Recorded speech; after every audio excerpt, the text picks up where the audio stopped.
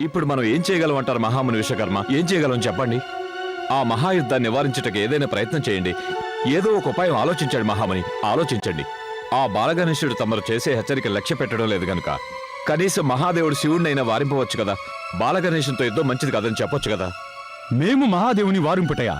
లేదు, అంతటి శక్తి మాకు లేదు. మహాదేవుని కోపాగ్ని జ్వాలల తీవ్రత మీకు తెలియదా?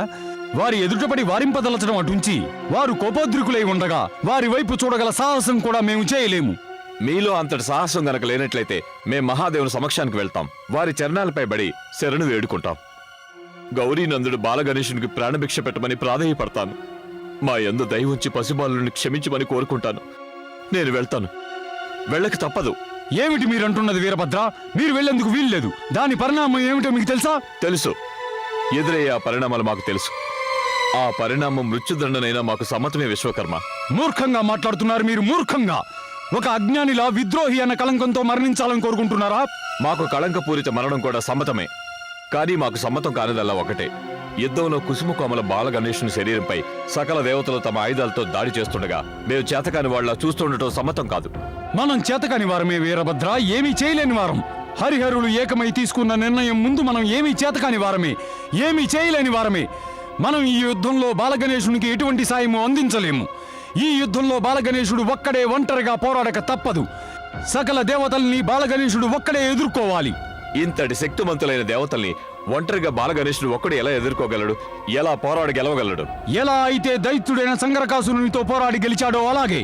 ఆ సంగరకాసురుడు ఒక దైత్యుడు, వీరు దేవతలు. లక్షలాది దైత్యుల శక్తి ఒక్క దేవుళ్ళలోనే ఉంటుంది. పాపం బాలగణేశుడు ఒంటరిగా వారి వజ్రపూరిత దాడిని ఎలా ఎదుర్కోగలడు? ఒకవేళ అనుకోని అనంతం సంభవిస్తే మనం జీవితాంతో పార్వతీదేవికి మన ముఖం ఎలా చూపించగలం చెప్పండి? ఇక జరగబో అనర్థాన్ని నివారింపడం ఎవరి తరం కాదు వీరభద్ర, ఎవరి తరము కాదు. బాలగణేశుడు అనివార్యమైన ఇంతటి సంకట స్థితిని ఎలా ఎదుర్కొంటారో గాని మహాదేవుడు యుద్ధం చేయాలని నిర్ణయించుకున్నారు. మరోవైపు తారకాసురుడు కూడా యుద్ధానికి సన్నద్ధుడయ్యాడు. దైత్య గురువు శుక్రాచార్యుడు సంగరకాసురునికి ఒకవైపు ప్రాణదానం చేశాడు. ఆయన దైత్యుల పక్షం వహించి వారిని మరింత శక్తివంతులను చేశాడు. కైలాస భవనం కొరకు సంగరకాసురుడు మళ్లీ యుద్ధం చేయాలని వస్తాడు. కనుక జరగబో అనర్థాన్ని ఎవరు ఆపలేరు వీరభద్ర, ఎవరు ఆపలేరు.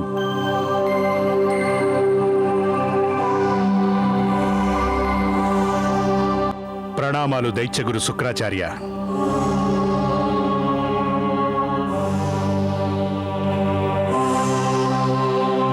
ఆయుష్మాన్ భవపుత్ర. గురుదేవ, యుద్ధానికి ఆదేశమివ్వండి. యుద్ధమా? అవును దైత్యగురు శుక్రాచార్య. నా పుత్రుడు సంగరకాసురుడు మళ్లీ యుద్ధానికి సన్నద్ధుడవుతున్నాడు. తమరి ఆశీర్వాదం కోరి వచ్చాడు. మా ఆశీర్వాదం ఎప్పుడూ మీ వెంటనే ఉంటుంది. కాని సంగరకాసురా, నీవు ఎవరితో యుద్ధం చెయ్యాలని వెళుతున్నావు? పార్వతి పుత్రుడు గణేశునితో గురుదేవా. ఏమిటి, పార్వతీపుత్రుడు గణేశునితో యుద్ధమా? పార్వతి పుత్రుడు గణేశునితో యుద్ధం చేయాలని నేనే నా పుత్రుడు సంగరకాసురునితో మాట తీసుకున్నాను. ఆ గణేశుని ఓడించి వాడి శిరస్సును ఖండించి పార్వతీ పాదాలపై విసిరి వస్తాడు. అంతటి సాహసం చేయగల అవసరం ఇప్పుడు లేదు తారకాసురా. అటువంటి అవసరమే లేదు. అవసరం ఉంది గురుదేవా. మీరే నా పుత్రునికి సర్వశక్తులు వసగి పరిపూర్ణుణ్ణి చేశారు. పైగా మీ ఆశీర్వాద బలం నా పుత్రుని వెంటే ఉంది. ఇక నా పుత్రుడు విజయం సాధిస్తాడు అనటంలో ఎటువంటి అతిశయోక్తి లేదు.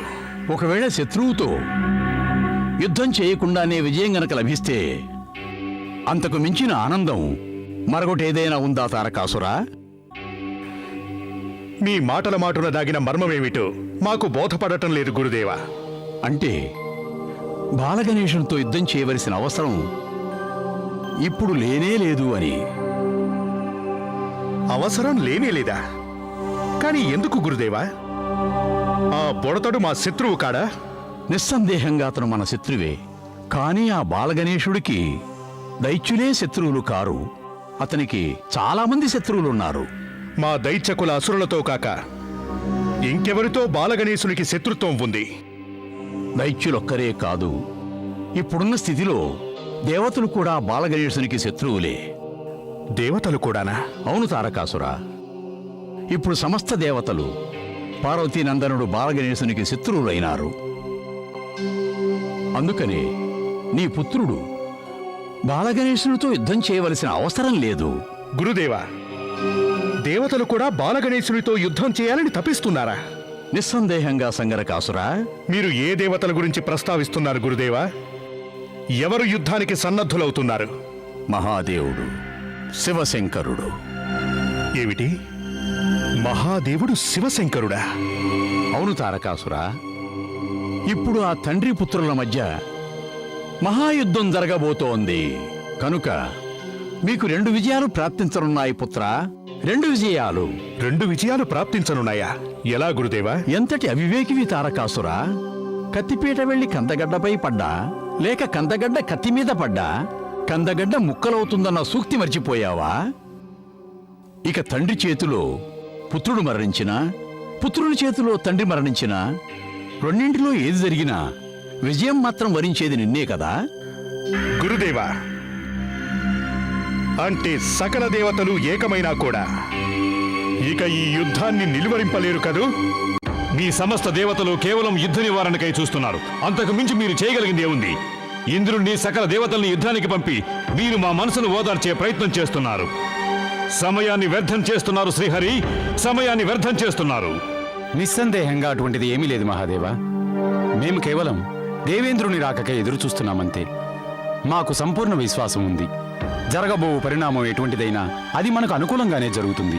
మన సమస్త దేవతలు తమ శక్తియుక్తులతో బాలగణేశునిపై విజయం సాధించే వస్తుంటారు మహాదేవా. ఎంతటి ఆశ్చర్యకర విషయం ఇది! ఒక బాలునిపై విజయం సాధించటానికి సకల దేవతలు అతనితో యుద్ధం చేయవలెనా? మహాదేవ, మనం దేవేంద్రుని రాకకై వేచి ఉండక తప్పదు. లేదు, వేచి ఉండవలసిన అవసరం లేదు. దేవేంద్రుడు ఇంతవరకు మన సమక్షానికి రాలేదు. అంటే యుద్ధ పరిణామం మనకు అనుకూలంగా లేదని. ఒకవేళ మేము ఊహించినట్లు వ్యతిరేక పరిణామం సంభవిస్తే దానికి కారకులు కేవలం మీరే. నిస్సందేహంగా చంద్రమౌళేశ్వర, దేవేంద్రుణ్ణి యుద్ధానికి పంపాలన్న ఆలోచన మాదే. కానీ బ్రహ్మదేవునితో తర్క వితర్కాల చర్చానంతరమే దేవేంద్రుణ్ణి యుద్ధానికి సాగనంపాముగా. అదే మేము చేసిన తప్పు. మీ విన్నపాన్ని మన్నించి యుద్ధానికి వెళ్ళకపోవడమే మేము చేసిన తప్పు. లేకుంటే ఆ దేవేంద్రునికి మారుగా బాలునితో యుద్ధం చేసేందుకు మేమే స్వయంగా వెళ్ళేవాళ్ళం. చంద్రమౌళేశ్వర, మీరు ఇప్పుడు కూడా స్వయంగా యుద్ధానికి వెళ్ళలేరు. ఇక చాలు శ్రీహరి, మీరు మాకు సవాలు విసురుతున్నారా? సవాలు కాదు చంద్రమౌళేశ్వర, రాబో సంకట స్థితులను గురించి మిమ్మల్ని హెచ్చరిస్తున్నాం. మీరు బాలగణేశునితో యుద్ధం చేయడం సముచితం కాదు మహాదేవా. లేదు శ్రీహరి, లేదు. ఉచితానుచితాలు చూడవలసింది మేము. ఇప్పుడు మేమే మిమ్మల్ని హెచ్చరిస్తున్నాం. మీరు మా మార్గానికి అడ్డు తొలగండి, లేకుంటే పరిణామం తీవ్రంగా ఉంటుంది. చంద్రమౌళేశ్వర, మీ కోపం ఎరుగని వారము కాదు మేము. ఈ క్షణాన మీరు కాదు, మీలోని కోపం మాట్లాడుతోంది మహాదేవా. ఇంతవరకు మేము సభ్యత సంస్కారాలను విస్మరించి మాట్లాడలేదు. కానీ ఇక మేము మిమ్మల్ని దూషించి అవమానపరిచినా ఆశ్చర్యం లేదు. ఎందుకింతటి ఆవేశం మహాదేవా? మీరిలాగే మమ్మల్ని ఆపే ప్రయత్నం చేస్తుంటే ఆవేశంలో అనర్థాలు జరగటం తథ్యం. ఏమిటి అనర్థం మహాదేవా? సంగరకాసురా, భోలాశంకర, శివశంకర, మహాప్రభు, ప్రభు, ప్రభు, మేము మిమ్మల్ని ఆ బాలుని సమక్షానికి ఎంత మాత్రము వెళ్ళనివ్వము. మీకు అద్భుత బాలుని శక్తి గురించి తెలియదు ప్రభు. మీకు తెలియదు మహాదేవా. ఆ బాలుడు, ఆ మహాశక్తి గల బాలుడు మిమ్మల్ని వధించాలని ఎదురు చూస్తున్నాడు మహాదేవా. ఆ బాలుడు మమ్మల్ని వధించటం ఏమిటి? అతడే మా చేతిలో మరణిస్తాడు. లేదు మహాదేవా, లేదు. మీరు ఆ బాలుడిని ఎన్నటికీ ఓడించలేరు. నేను ఆ బాలుడి శక్తిని ప్రత్యక్షంగా చవిచూశాను ప్రభు. మేము ఆ బాలుడి భీషణ ప్రతిజ్ఞని మా చెవులారా విన్నాము ప్రభు. ఆ బాలుడికి ఇక ఒక్కటే లక్ష్యమట, అది మిమ్మల్ని వధించడమేనట ప్రభు. మేము మా స్వామిని, మా ప్రభువుని సంకట స్థితిలో చూడలేము మహాదేవా, సంకట స్థితిలో చూడలేము. చంద్రమౌళేశ్వర, మిమ్మల్ని వధించాలని ప్రయత్నించిన అసురుడు సంగరకాసురుడు ఇతడే మహాదేవా. క్షమించండి స్వామి, మమ్మల్ని క్షమించండి. అది మేము అజ్ఞానంతో చేసిన అపరాధం. మీరు కావాలంటే మా శిరస్సుని ఒక్క వేటుతో ఖండించి వేయండి. కానీ మమ్మల్ని మాత్రం క్షమించండి. మేము పశ్చాత్తాపంతో ప్రాయశ్చిత్తం కోరే మహాదేవుని సన్నిధికి వెళ్ళాం. చంద్రమౌళేశ్వర, ఇతను ప్రాయశ్చిత్తంతో కాదు, మీతో యుద్ధం చేయడానికే వెళ్ళాడు. మీరు మాపై ఆరోపణాస్త్రాలు సంధించకండి ప్రభు. మీరే తెలపండి, మేము మా స్వామిపై యుద్ధానికి వెళ్ళగలమా? నీవు యుద్ధానికి వెళ్ళనట్లయితే భవనం వద్దకు ఎందుకు వెళ్ళినట్లు? ప్రాయశ్చిత్తం కోరి బ్రహ్మదేవా, ప్రాయశ్చిత్తం కోరి. మేము క్షమాభిక్షను కోరుకొని మహాదేవుని దర్శించుకోవాలని కైలాసం వెళ్ళాము. ప్రాయశ్చిత్తంతో క్షమాభిక్ష కోరా. అవును స్వామి, ప్రాయశ్చిత్తంతో క్షమాభిక్ష కోరే. మరో కారణం కూడా ఉంది ప్రభు. మేము శుభ సమాచారం విన్నాం. మీకు తల్లి పార్వతీదేవితో శుభ వివాహం జరిగిందని విన్నాం. అందుకు మిమ్మల్ని ప్రత్యక్షంగా అభినందించాలనుకున్నాం. కానీ కానీ కానీ ఏం జరిగింది? మహాదేవా, కైలాసం వెళ్ళిన తరువాత మాకు లభించిన సమాచారం బట్టి మీరు మళ్ళీ తపస్సమాధికి వెళ్ళారట. మా మనసులో నిరాశ అలుముకుంది. వెంటనే మరో ఆలోచన వచ్చింది. సరే, ఎలాగో మీరు లేరు, కనీసం తల్లి పార్వతీదేవి దర్శనమైనా చేసుకుందాం అనిపించింది. కానీ ప్రభు, అలా అనుకుని నేను కైలాస శిఖరం వెళ్ళాను. ఆ బాలుడు మమ్మల్ని కైలాస భవనంలోకి ప్రవేశింపనివ్వలేదు. అంతేగాక ఆ అహంభావి ఏమన్నాడంటే... ఏమన్నాడు ఆ బాలుడు? "ఆ, ఎలా చెప్పను ప్రభు, మాటలు రావటం లేదు. కానీ చెప్పక తప్పదు కదా. వాడన్నాడు, అరే నిన్నే కాదు, స్వయంగా శివుణ్ణి కూడా లోనికి అనుమతించరు అని. బాలుడు బాలుడు బాలుడు ఆ బాలుడికి మృత్యుదండన మేం విధిస్తాం. విధించండి మహాదేవ, విధించండి. చంద్రమౌళేశ్వర, ఒకవేళ దేవేంద్రుడు బాలగణేశుని వధించి ఉండవచ్చు కదా. దేవేంద్రుడా? స్వయానా దేవేంద్రుడే ఆ బాలుని చేతిలో ఓడిపోయాడు మహాదేవా. ఏమిటి? దేవేంద్రుడు బాలగణేశుని చేతిలో ఓడిపోయాడా? అవును ప్రభు, దేవేంద్రుడు ఒక్కడే కాదు ఓడిపోయింది. మిగిలిన దేవతలందరూ ప్రాణభీతితో యుద్ధభూమి వదిలి పారిపోయారు. సమస్త దేవతలు సంకట స్థితిలో పడ్డారా? సమస్త దేవతలు మాత్రమే కాదు మహాప్రభు, ఇప్పుడిక సంకటహరుడే సంకట స్థితిలో పడ్డాడు. ఇక ఆ బాలుడు మహాదేవుని వధించాలని వేచి ఉన్నాడు. ఇటువంటి స్థితిలో అతని పరాక్రమాన్ని ఎదుర్కొనటం స్వయానా మీకు కూడా సాధ్యం కాదు మహాదేవా. ఇక మా ఈ త్రిశూలమే అహంభావి బాలుణ్ణి ఎట్టి పరిస్థితుల్లో వధించి తీరుతుంది. ఒకవేళ ఆ బాలుడు మా కొరకు వేచి ఉంటే మేమే స్వయంగా ఆ బాలుడు వద్దకు వెళతాం. ఇప్పుడు ఈ సమస్య దేవతల యొక్క ప్రతిష్ఠ సమస్య. లేదంటే ఆ బాలుడు దేవతల వినాశనానికి కారణభూతుడవుతాడు. ఇది మన సమస్త దేవతలందరూ సిగ్గుతో చింతించవలసిన విషయం. అందర్నీ ఆదుకునే మనల్ని ఆదుకునేవారు ఒక్కరూ లేరా? ఇక ఎవరి చెంతకు శరణు కోరి వెళ్ళగలం? ఎక్కడికని వెళ్ళగలం? మనం స్వయంగా కోరి ఆ బాల గణేశునితో యుద్ధానికి వెళ్ళలేదు కదా. ఆ శ్రీహరి విష్ణుదేవుని మాట విని యుద్ధం చేయవలసి వచ్చింది. ఆ బాలగణేశునితో యుద్ధానంతర పరిణామం ఇలా ఉంటుందని మనకు తెలియదు కదా. ఎంతటి దౌర్భాగ్యపు పరిస్థితి. ఒకవైపు తారకాసురుడు మనకు శత్రువు అయినాడు, మరోవైపు ఆ బాలగణేశుని దృష్టిలో మనం శత్రులమయ్యాం. ఏది ఏమైనా విష్ణుదేవుని ఆదేశాన్ని మనం స్వీకరించకుండా ఉండవలసింది. మనం ఇప్పుడు విష్ణుదేవునికి ఆ మహాదేవునికి మన ముఖాలు చూపే యోగ్యత కోల్పోయాం. ఇప్పటికి బాధల్లా ఒక్కటే, ఆ మహాదేవుని సమక్షానికి వెళ్ళాలని ఉన్నా ఎలా వెళ్ళగలం? మమ్మల్ని ఈ ఒక్క విషయమే బాధించడం లేదు, మరో విషయం కూడా బాధిస్తోంది. ఇక మన దేవతలు తలదాచుకోవడానికి ఒక్క సురక్షితమైన ప్రదేశం కూడా లేదు. అంటే మనం ఇక కైలాసంలో కూడా తలదాచుకునే వీలు లేదా? మనమంతా ఇక మీదట ఏ ముఖం పెట్టుకుని శివుని కైలాసంలో తలదాచుకోగలం? గణేశునితో యుద్ధం చేసి ఎప్పుడైతే ఓడిపోయామో ఇక పశ్చాత్తాప స్థితి మనల్ని కైలాసంలో ఉండనివ్వదు. ఇప్పుడు మనం ఎక్కడికి వెళ్ళగలం? కైలాసం వెడలిన క్షణం నుండి అసురుల విశాల సైన్యం మన విధ్వంసాన్ని కాంక్షిస్తున్నారు. ఈ ప్రదేశంలోనే మనం సురక్షితంగా ఉండగలం. ఒక్క అడుగు కదిపినా తారకాసురుడు మన పాలిట మృత్యువుగా అవుతాడు. దేవతల వినాశనం ఎంతో దూరం లేదు తారకాసురా, కొద్ది దూరంలోనే ఉంది. తండ్రి తనయుల మధ్య జరగబోయే యుద్ధం వారి వినాశనానికి కొలమానం. ఇక మా ఆశీర్వాద ఫలం చేత నీవు అతి త్వరలో త్రిలోకాధిపతి కాబోతున్నావు. మాపై దైత్య గురుదేవుల ఆశీర్వాదం ఉంటే ఏదీ అసంభవం కాదు. ఆ తండ్రి తనయుల మధ్య జరగబోతున్న ఈ మహాయుద్ధం పరిణామం ఏమిటంటే దేవతల వినాశనం, మన దైత్యులకు విజయం. ఒకవేళ యుద్ధం గనక ఆగిపోతే? యుద్ధం ఆగిపోయే ప్రసక్తే లేదు తారకాసురా, అది జరిగి తీరవలసిందే. ఈ యుద్ధం తప్పక జరుగుతుంది కూడా. ఆ యుద్ధాన్ని ఎవ్వరూ ఆపలేరు తారకాసురా. గురుదేవా, ఆ మాయల మారి ఆ శ్రీహరి విష్ణువు యుద్ధం ఆపే ప్రయత్నం చేయవచ్చు కదా? శ్రీహరి విష్ణువా? ఆ మహావిష్ణువే. ఒకవేళ విష్ణువు మహాదేవుణ్ణి యుద్ధానికి పంపక అడ్డుపడవచ్చు కదా?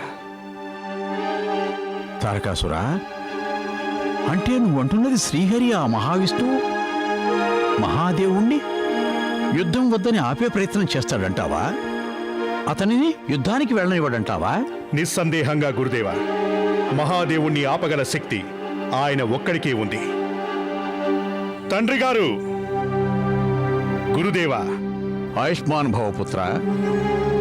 తండ్రి గారు, మహాదేవుని యుద్ధానికి వెళ్ళక ఎవరు ఆపలేరు.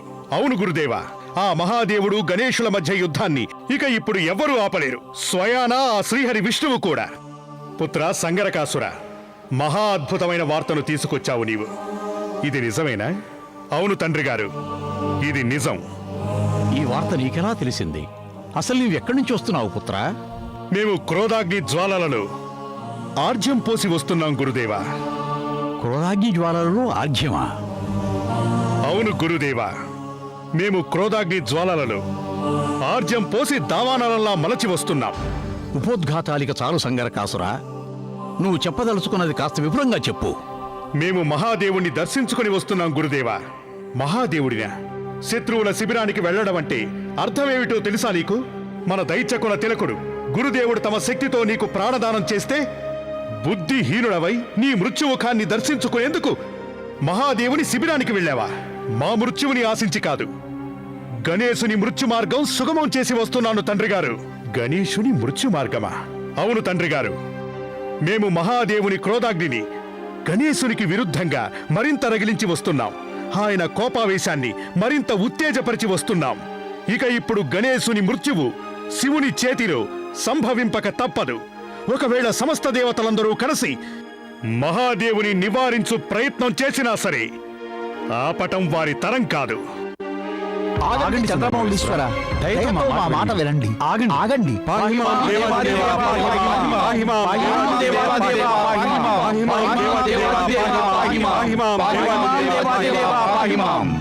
మిమ్మల్ని ఆ దుష్టపాలునితో యుద్ధం చేయమని పంపించాం. చెప్పండి, చెప్పండి దేవేంద్ర, ఆ యుద్ధ పరిణామం ఏమిటి? అలా మౌనంగా ఉన్నారేమిటి? సమాధానం చెప్పండి దేవేంద్ర. యుద్ధ పరిణామం ఏమిటో చెప్పండి. మీపై మాకు గల నమ్మకం వమ్ము చేశారు. మీ సమస్త దేవతల శక్తులు ఒక బాలునితో పోరాడి ఓడిపోయి తలదించుకున్నాయా? మమ్మల్ని మన్నించండి మహాదేవా, మమ్మల్ని మన్నించండి. మా సమస్త దేవగణాలు ఆ బాలగణేశునితో యుద్ధంలో పరాజయం చూచాం. దేవేంద్రుడు, అగ్నిదేవుడు, వాయుదేవుడు, యమధర్మరాజు వంటి యోధులు ఒక పసిబాలునితో యుద్ధం చేసి పరాజయం పొంది వచ్చారు. ఎంతటి ఆశ్చర్యకర విషయం ఇది! ఆ బాలుని యుద్ధంలో ఎవరు ఓడించలేరు. అతనితో ఎవరు యుద్ధం చేయలేరు మహాదేవా. అతను సాధారణ బాలుడు కాదు. అతనిపై విజయం సాధించడం అసంభవం. మాకు సంబంధించి ఏది అసంభవం కాదు. ఆ బాలునితో యుద్ధం మేమే ఒంటరిగా చేస్తాం. లేదు చంద్రమౌళేశ్వర, మీరు ఒంటరిగా యుద్ధం చేయరాదు. సమస్త దేవతలు మీ వెంట వస్తారు. ఆ బాలగణేశునితో యుద్ధం చేస్తారు.